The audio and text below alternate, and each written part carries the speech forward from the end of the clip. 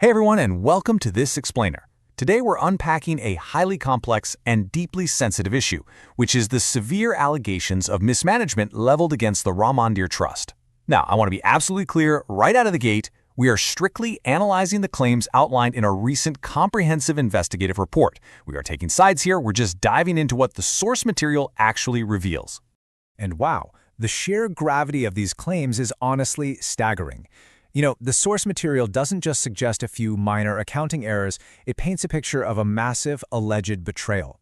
According to the report, millions in donations made by everyday devotees acting on profound faith never actually made it to the temple construction. The source frames this not just as a financial loss, but literally as an exploitation of public devotion. So, to navigate these sweeping claims fairly, we've organized the source's findings into 5 key areas: the scope of the allegations, the cash donation scheme, the missing silver and gold, questionable land deals, and finally, systemic failures. Let's move through each of these to understand exactly what's being alleged.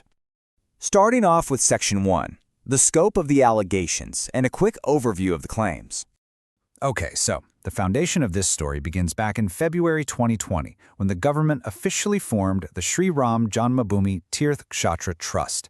It's managed by 15 trust members, with General Secretary Champit Rai acting as the most powerful figure. According to the source, supposedly not even a leaf moved without him. The source claims this leadership is facing allegations of wide-scale financial irregularities, with reports citing the disappearance of funds ranging anywhere from 1 crore to a staggering 200 crore rupees across various different instances. Moving right along to Section 2, the cash donation scheme, and exactly how it allegedly happened. Picture everyday devotees dropping small bills into the temple's 35 donation boxes. Well, the source details highly specific, step-by-step alleged scam happening right under everyone's noses. Every morning, these boxes would go to a counting room at the Pilgrim Facilitation Center. Now, the counting agents were supposed to create bundles of exactly 10 notes, but rather than logging everything accurately, the report claims they would systematically overpack these bundles, literally slipping 12 to 13 extra notes into each stack. Later on, those extra notes were allegedly siphoned off and split among the staff. It's basically a classic skimming operation, just scaled up massively. And to really illustrate the massive scale of this alleged skimming, the report puts a concrete number on it. According to the source, just one single counting agent, a temple worker named Tinu Yadav, managed to amass a personal fortune of around 50 crore rupees. Let that sink in for a second. The source alleges that this incredible sum was built simply by pocketing the overflow from those overpacked bundles, day after day. That brings us to Section 3. Missing silver and gold and vanished donations. This is a highly specific allegation. The source highlights 210 silver bricks. And these weren't just small little tokens. They weighed 1 kilogram each, they were adorned with the image of Jhulalal, and they were donated by the Sindhi community in Pune. In total, they were worth around 2 crore rupees. Yet, the report claims that to this very day, these 210 silver bricks are completely unaccounted for. There are allegedly no official receipts, no interest paid on them, and absolutely no known whereabouts.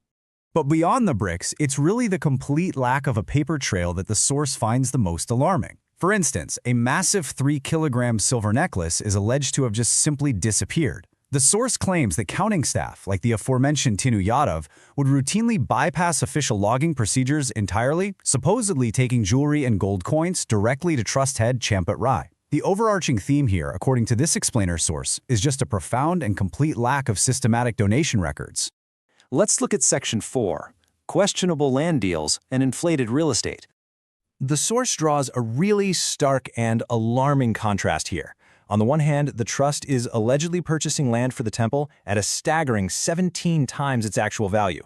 In one cited case, land was flipped to the trust for 1.5 crore almost instantly. Meanwhile, individuals closely tied to the trust are reported to have acquired massive personal real estate empires almost overnight. The source strongly suggests that these two realities are deeply connected. Let's get into some of the specifics they provide. They highlight insiders like Champit Rai's nephew, Chandan Rai. Before the temple construction, he allegedly lived in a humble rental house. But suddenly, as the construction boomed, he is reported to have purchased several acres of land in Ayodhya. The source also names others, like Uncle Mishra, who supposedly bought a house and farmhouse worth 65 lakh rupees. Plus, on top of all that, it's alleged that a 40% commission was being routinely skimmed right off the top of the temple's construction materials.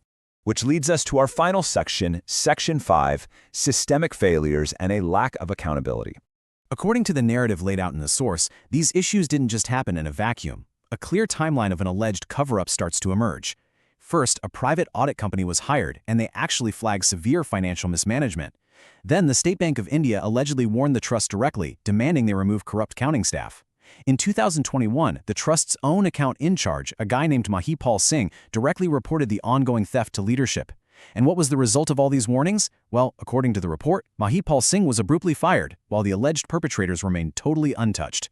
Furthermore, the source claims that crucial, undeniable evidence of the ongoing theft was deliberately destroyed.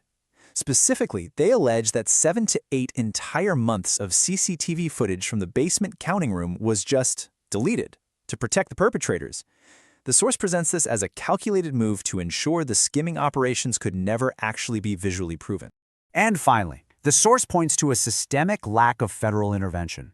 Despite claims that the Intelligence Bureau sent at least 12 reports directly to the Prime Minister, the PMO allegedly just forwarded those complaints right back to the local Ayodhya District Administration.